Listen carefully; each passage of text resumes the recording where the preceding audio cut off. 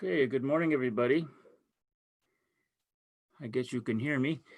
Um, well, this morning, I thought I was planning a talk that I wanted to give for this morning, kind of a special occasion near the solstice. But I'm thinking at this point, I thought maybe I'd like to take some questions first, and because it turns out what I had to say wasn't didn't really seem to be that much. So, but before I steer you all off with anything that I might say, I thought maybe if you, in general, if you just have some questions, I'd like to hear from you, and anything you'd like to ask me at this point, feel free to do that. You can use the blue hand signal, the raise hand down there in the, at least on my screen, it's down at the right hand corner, lower corner. And so if you have a question you'd like to put to me, I'd love to receive it.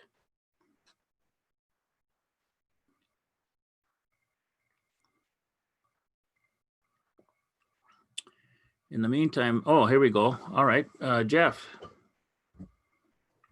Good morning. Good morning. I was wondering if Buddha nature is impermanent. Buddha nature, well, boy, that's an interesting question. Technically, we'd have to say no, but Buddha nature is wrapped up with the appearances of things coming and going, and but Buddha nature, it's in and of itself, it isn't anything in particular. So to say whether it's permanent or impermanent, in a sense, it really doesn't apply. But no matter what the circumstances are that we find ourselves in, this is Buddha nature, and this is what is showing up. Everything is demonstrating its true nature, and it's a matter of us just waking to that and seeing that and realizing that. But to say that Buddha nature is either permanent or impermanent, that is to turn it into something, and then it becomes something ordinary, and which is how we normally would approach it. This is why we have a great deal of difficulty with this particular topic or teaching of Buddha nature, because in our minds we feel the necessity of turning it into something particular, which we do with everything. And in the case of Buddha nature, this doesn't get us very far. In the case of all the various things that we encounter in life, it doesn't get us very far either. It's just that we can endlessly play with these things and remain caught in these things without understanding their true nature, which is just appearing here now, thus, and without any substance to them. But Buddha nature is just simply just this which is presenting itself right here. It isn't something in particular. If you remember the very ending of Dogen's Buddha nature, and where he says it's 3 heads, 8 arms, and this isn't something that we can easily throw together as a concept, but this is Buddha nature, which is the nature of the reality that we have here. The conceptual that we'll construct out of it is never it. Nevertheless, here it is. This true nature is always present, always taking place. So I don't know if that helps, Jeff. It helped a lot, actually. Oh, great. Thank okay. Good. Thank you. Okay. Yeah, Ed. Hi, Steve. Hi.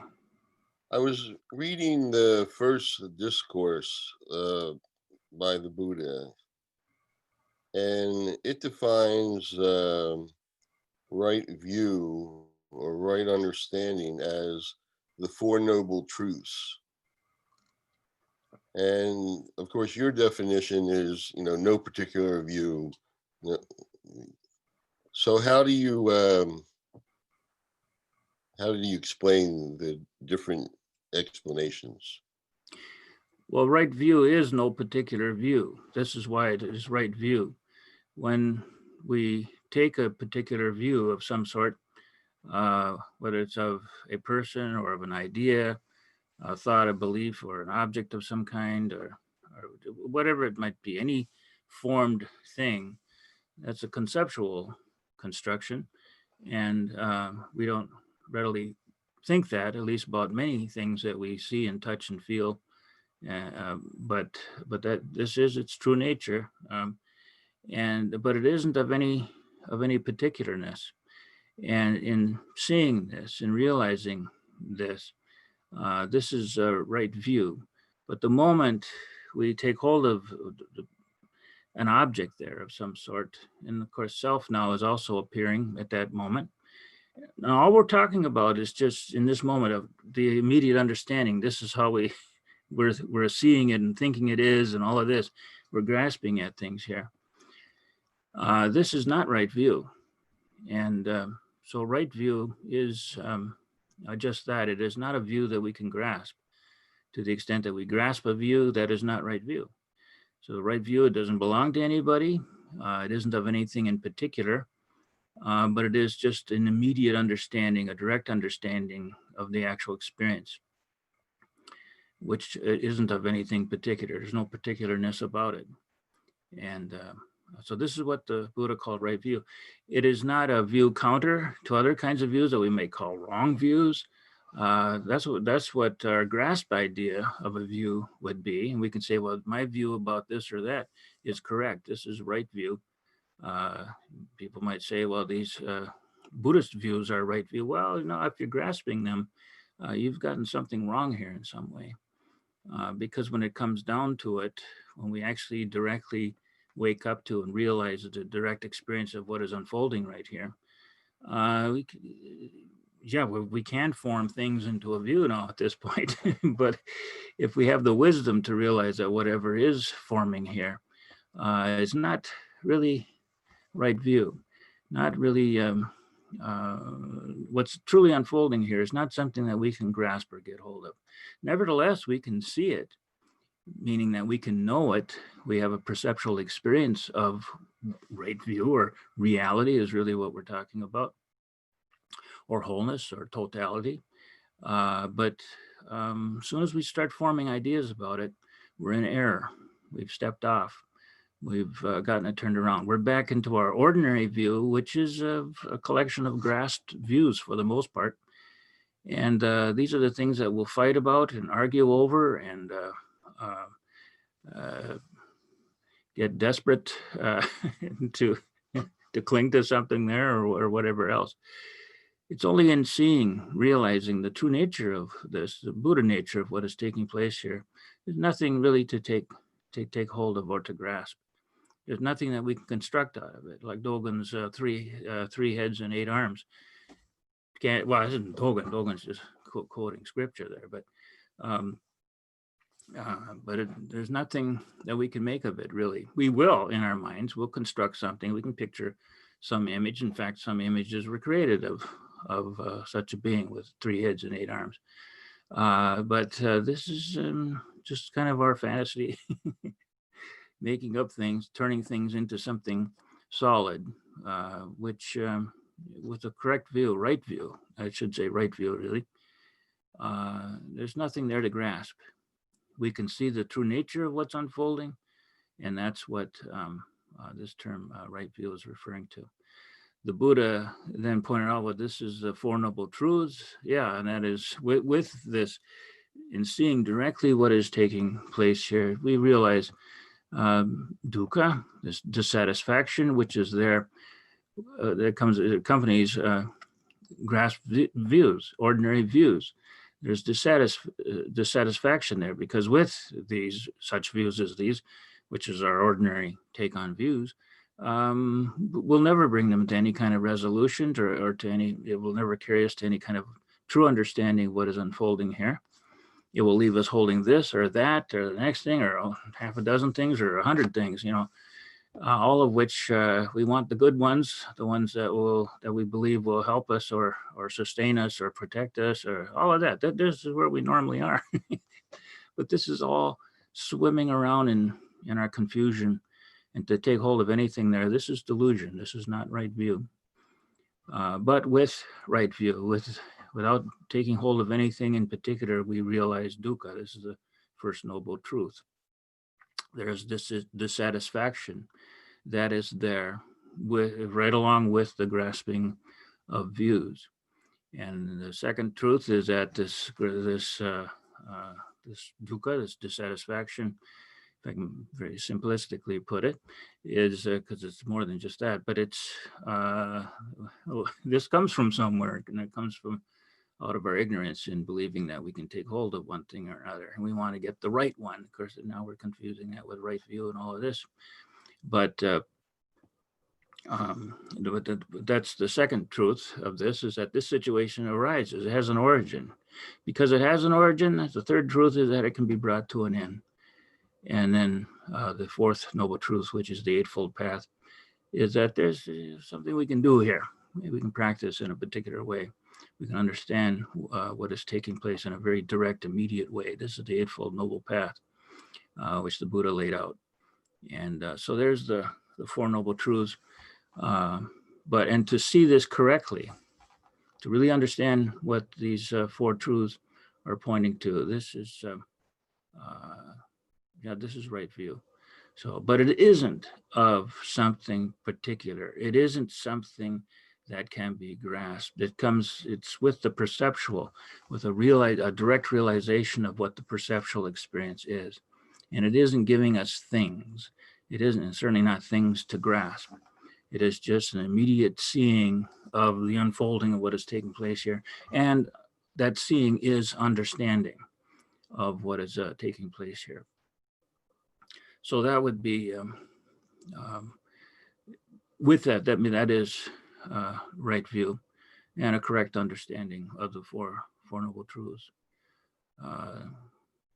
Is just not something easy to teach in a sense, because whatever we say and laid out there in terms of the Four Noble Truths, or anything else for that matter, in Buddhist teaching, anyway, in Dharma teaching, it all comes out in a graspable form. It's put into a word or a phrase, and our habit then is to grasp it. Whether or not we say, well, I don't quite get this, but we continue to grasp it. We're trying to construct something there, and maybe eventually something will become constructed in our mind, and we'll think, no, I got it. But if you're hanging on to something, that still isn't correct understanding. That's just ordinary understanding once again. And that isn't right view. And that's not really fully understanding the nature of these four truths, as Buddha pointed out. So I don't know, did that help you, Ed? Yeah, that put it together very nicely. Thanks, Steve. Thank you, Ed. Anyone else?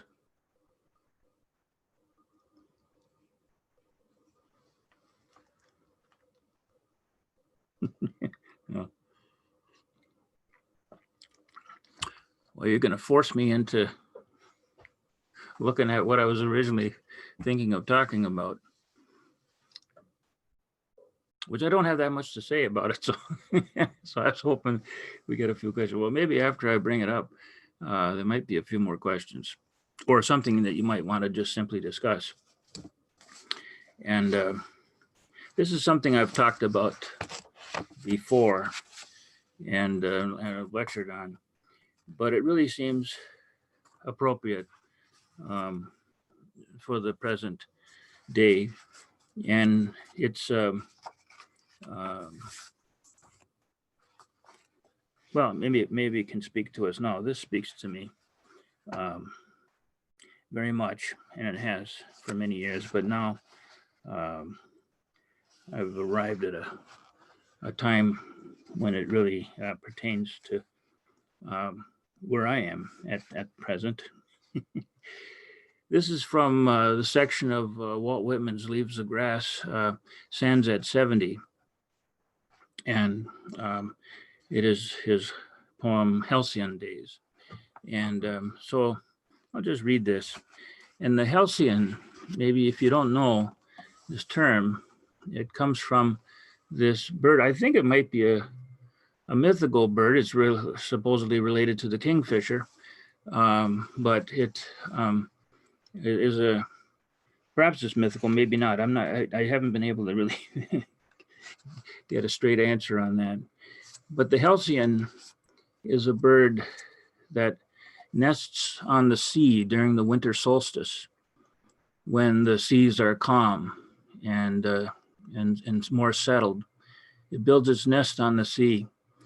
And so the Halcyon days are the days around the winter solstice, when the turbulence of the atmosphere has settled a bit, because for us in the Northern Hemisphere, at least this time of year, with the low energy from the sun is, to the extent that we get sun, it's very low, and doesn't roil up the atmosphere so much, and everything becomes more settled and calm. At least that's the imagery here of the Halcyon days.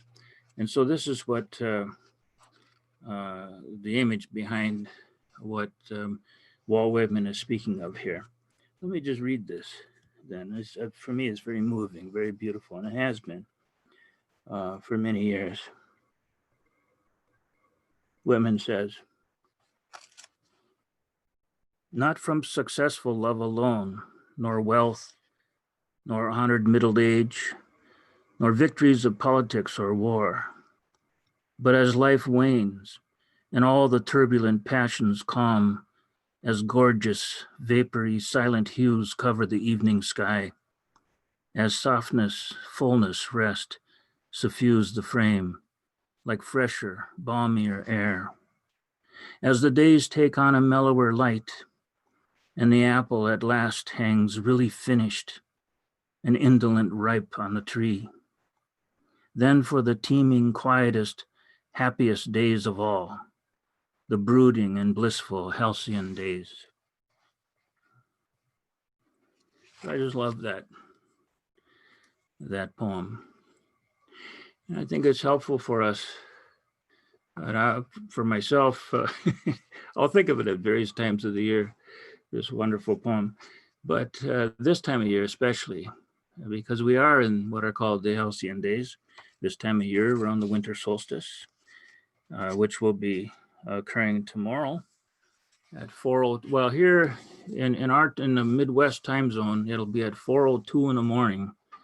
This is one of those dates or those moments when it's going to affect us all differently depending on what time zone we're in, at least. But for us in the central time zone, it will be at 4:02 in the morning tomorrow. Because the solstice occurs at a particular instant. Unlike, say, sunrise, which is constantly sweeping around the earth, or sunset. Right now, somewhere the sun is rising, somewhere the sun is setting. Well, in a whole ring around the globe, the sun is setting somewhere and it's rising somewhere. But the solstice is a particular point that we all experience together, just at that moment. And for us in the central time zones, 4:02 in the morning. For those in Europe, it's going to be 6 or 7 hours later. And, so depending on where you are, it'll strike at a different time. But what is the solstice? What is marking the solstice? Well, here as fall progresses, we're right at the very end of fall now, the last day of fall, and the solstice will mark the beginning of winter, when the sun keeps riding further and further south until it comes directly over the Tropic of Capricorn in the southern hemisphere, and then it reverses and starts to come back. And of course, this movement toward and away from the Tropic of Capricorn, or Cancer in the summertime, but that movement is very slow from day to day. So our days now, we've hit the earliest evening or sunset occurred on December 9th this year. And so we're already over kind of the first hurdle of winter. Our evenings are coming back now, and they have been for the last 10, 11 days now, though just seconds per day. But now it's starting to pick up. Pretty soon it'll be gaining about a minute a day.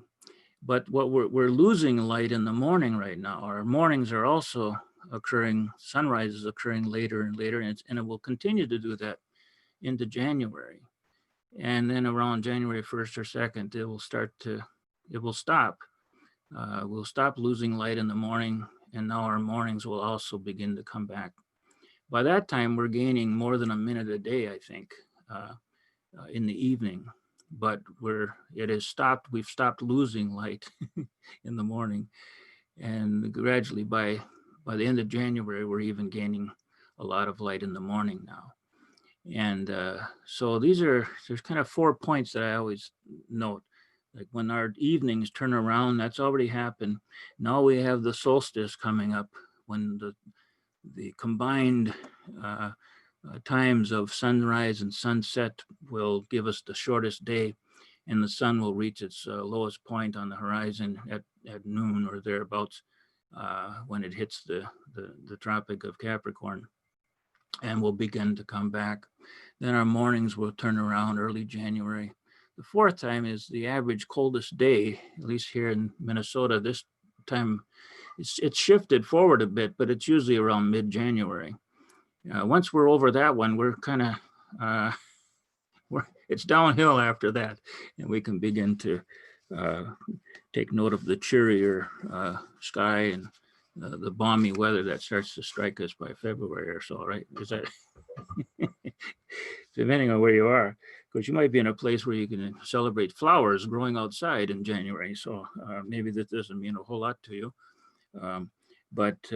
Anyway, but this is a wonderful time of year when you can kind of remind us, of these things that are outside of ourselves, and these huge rhythms that sweep over us, and the rhythms of nature and all of this. And there's a time for reflection and settling down, just as the atmosphere settles down, supposedly this time of year. Well, we don't get quite the storms that we find during the warmer seasons. So there's something to this, in this myth or story of the Halcyon, the bird, the kingfisher-like bird that makes its nest on the sea. So here Whitman, he's saying, not from successful love alone, nor wealth, nor honored middle age, nor victories of politics or war. These are the times when, in our more turbulent times of life, where we're busy, maybe acquiring things or establishing ourselves, or making gains in making money, wealth, and victories of politics and war, all of these things. But not from these alone, says Whitman, but as life wanes and all the turbulent passions calm, as gorgeous, vapory, silent hues cover the evening sky. This is kind of, I used to think it was sort of the best kept secret from the young. We might have a tendency all our lives thinking that old age is such a horrible time, and you're nearing the end of your life. Surely, if you're still alive and you haven't died yet, you don't have too much time to go now. But this is a time of life when things are settled in a way that we might not experience in our younger days, when we're still trying to build a career for ourselves, or to establish ourselves in some way, or to gain in love and all of these sorts of things that might really occupy us in so many ways. But now, as he says here, as life wanes and all the turbulent passions calm, this is a wonderful time. If we're open to that, if we're looking for that and realizing that, we can find, I can say for myself anyway, that now in my old age, well, as Whitman says here, the teeming, quietest, happiest days of all. And I would say for myself, but I think for many, we reach this time in our life, unlike the youth, probably feeling sorry for us and how decrepit we are, and we have all these aches and pains and can't get around and all this stuff, and our days are waning away. But if we approach this and open ourselves up to where we are and to the whole, this is a wonderful time of life. And I would say the happiest days, it certainly feels that way for me. And as the gorgeous, vapory, silent hues, what a lovely image, cover the evening sky, as softness, fullness, rest suffuse the frame, like fresher, balmier air. So I'm hoping, the younger ones among you, that this would cheer you up a little bit. I know it cheered me when I was younger. That, well, maybe this won't be so bad. Of course, I thought I was going to die in my early 30s when I had a terrific bout with cancer. And so I was very appreciative of anything that came after that. But I had no idea then that I would live to see these halcyon days. But as the days take on a mellower light, he says, and the apple at last hangs really finished and indolent ripe on the tree. What a wonderful, wonderful image. Days in a mellower light. That's it was like in winter now. This is what light we get is rather mellow, and it's subdued. It's not harsh. It's low to the horizon at best, or below the horizon for much of the diurnal cycle. But it doesn't rise that much, and when it does, it's at a slant and coming in through the trees or whatever might be there, the long shadows that it casts. And that it casts, and how beautiful it is. Of course, it gives us this even through the summer months. In the morning and evening, if you're an early riser, you can find this. And in the evening, we find the long shadows. And there's, at our Zendo here at Dharma Field, the large windows that face that are in the meditation hall, they face the west. And sometimes when people, if they first happen to enter the room at a time in the evening, there are times when the light coming in through those western windows in the evening is just exquisitely beautiful. You've seen this too, wherever you've been. There's always these times of in the day or the year, but now in the winter we get these daily, to the extent we have the sun, and it's just a beautiful light, and the way the light plays off of things, and the long shadows that are given everywhere around us. It's just a wonderful time. And how often have I seen people just when they first step into the room, if this is the first time they've seen, or even if they're familiar with the room, but they hadn't stepped in at the moment of the low sun, and how it strikes pretty much everyone, I think, when they see this, and just see if you want to stop and take a gasp and just look for a moment, and how magical and wonderful it is. So it's a beautiful time of the day, a beautiful time of the year, and a beautiful time of life as well, in a way that we might not otherwise appreciate unless we slow down and take a look at this and give some consideration to it. And for those of us who are in our later years now, we can take heart and realize that this is a wonderful time, and we can just drink it in. And then he says, then for the teeming, quietest, happiest days of all, the brooding and blissful halcyon days. Yeah, for the teeming, quietest. Interesting juxtaposition there of words. Because with all the turbulent passions of younger life, all of this having quieted down. Now we have this teeming, but it's still there. It is something that life has been lived through, has taken us through, but now it's settled. All the things that we learn in life, if we're open to it, the wisdom that we might gain from having lived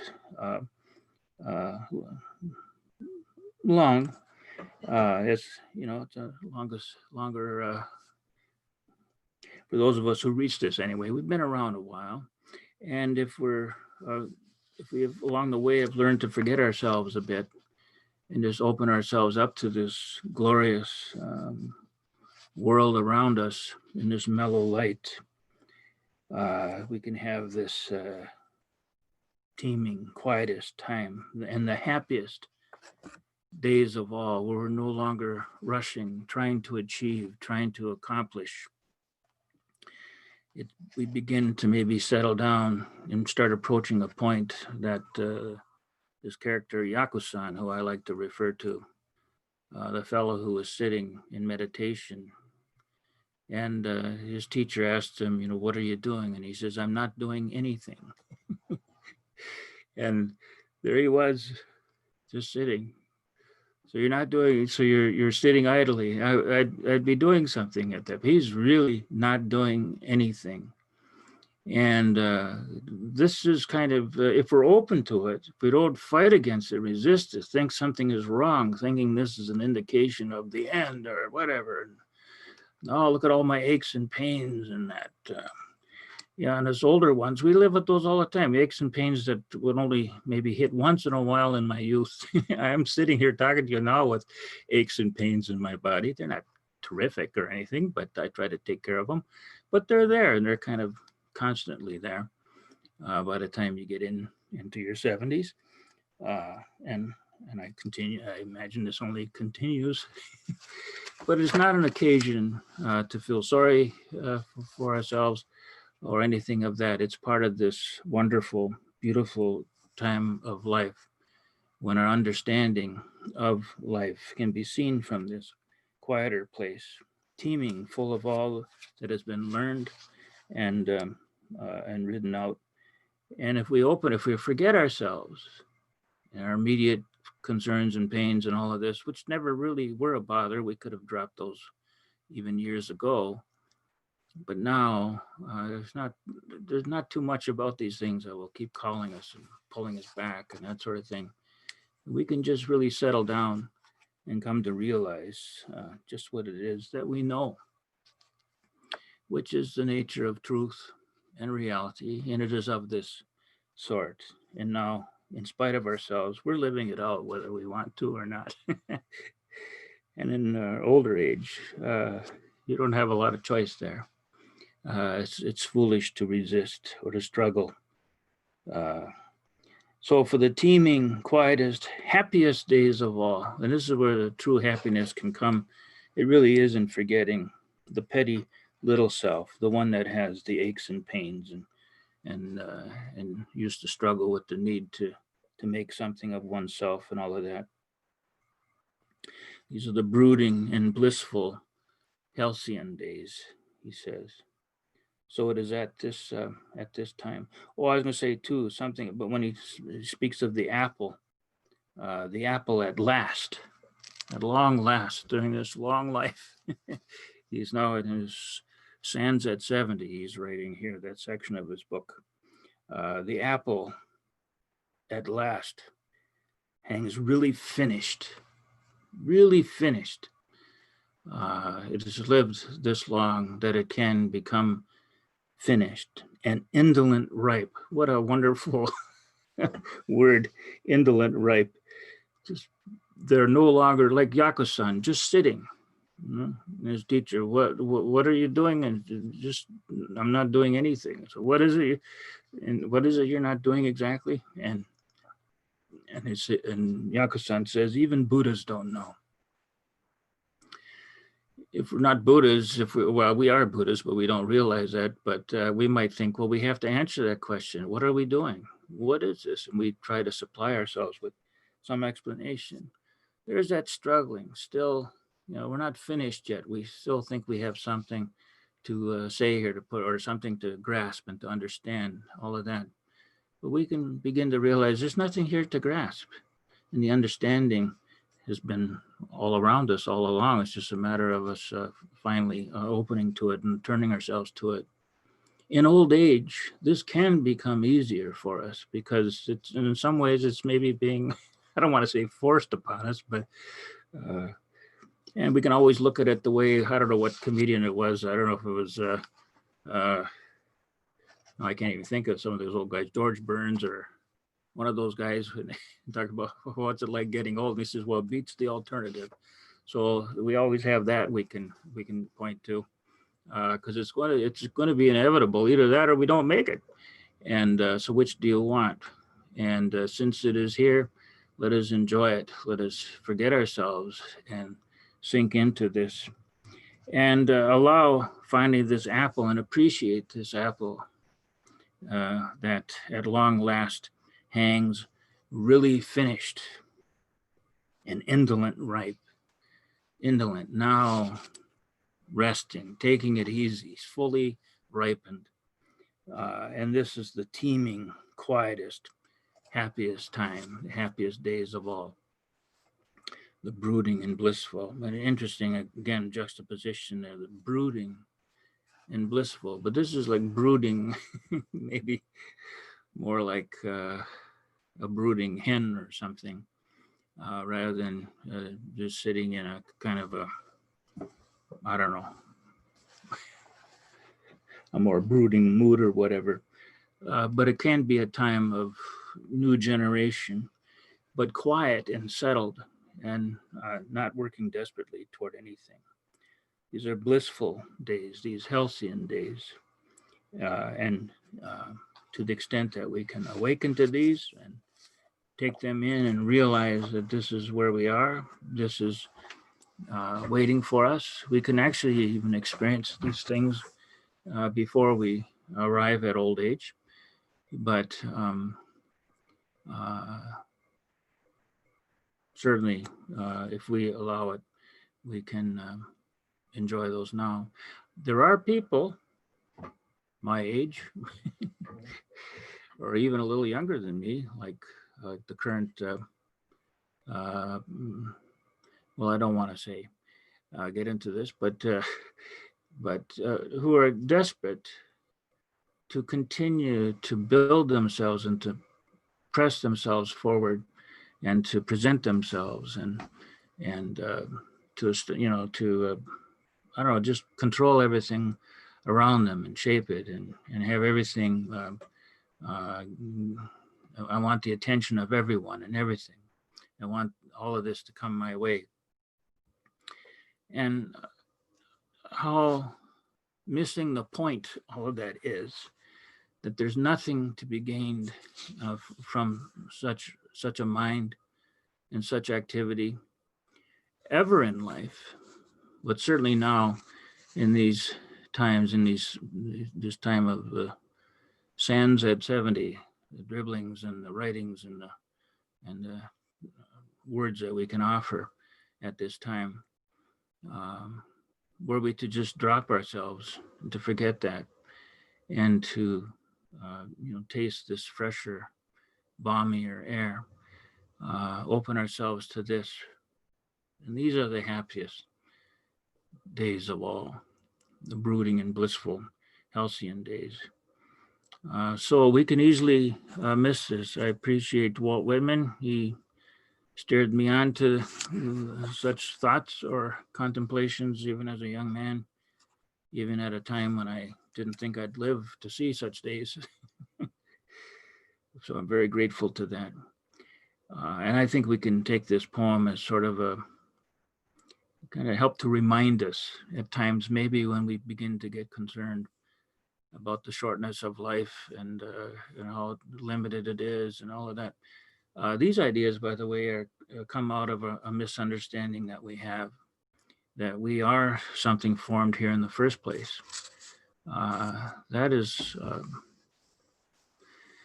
something we might believe and believe very deeply, But if we look very carefully at what is unfolding here, you can't really support that, and you can see that there's something more to this than just the occurrence, a little flash in the pan of the little life that we might live now over these 70 years or so. And, our 70, though most of us now can squeeze out a few more years after that. But that might change too for younger folks. We might not have the longevity that many experience during these times, those of us who were born earlier. I don't want to scare anybody here, but who knows? This is speculating. Don't know how this is going to go. But the future, I mean, for us and humanity and all of this.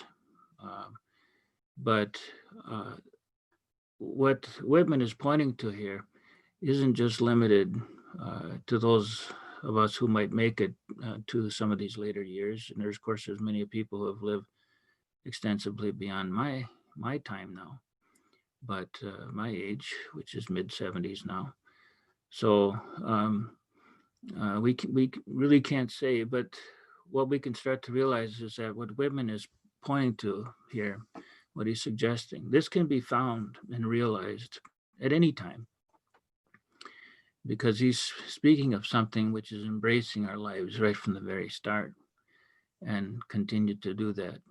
And that our lives do extend beyond our little selves here as we find ourselves in the moment, to the extent that we can forget the tight confines of our little self here that is concerned, I mean, all of our worries and fears and anxieties and sense of drivenness and all of this ego, have to prove this or do that or become this or whatever it might be, that can all calm at any time. You don't have to wait until old age doesn't give you enough energy left to really pump much into that misunderstanding.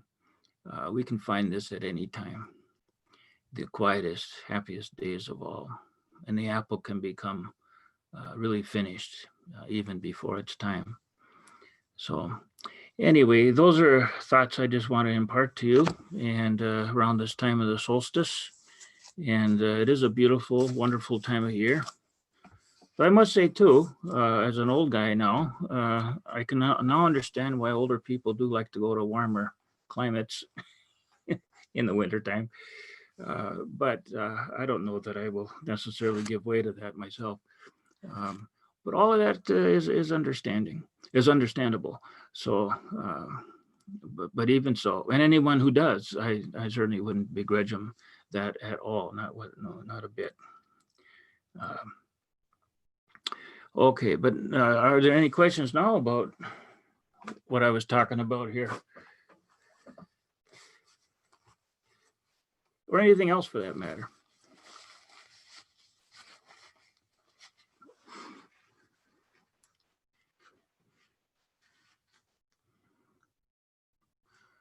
Nothing. Well, okay. Well, thank you for forcing me into saying a few words about this poem. I didn't know that I had too much to say about it after I'd gone over it a number of times here this last week. Just I approached it again thinking, well, there's plenty I could say, but anyway, we did more or less fill the hour here, so much to my surprise.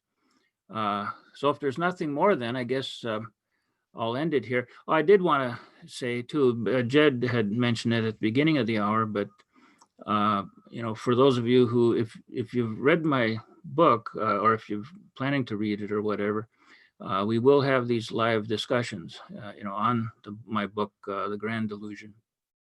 And again, if there are any questions there, unlike the Bouchot class, I really do hope to give a lot of time to, if you have questions about the book. And we can discuss those there. So, and they really are going to be open, I think, to anyone. So if that interests you the least bit, the first one will be Wednesday, January 6th.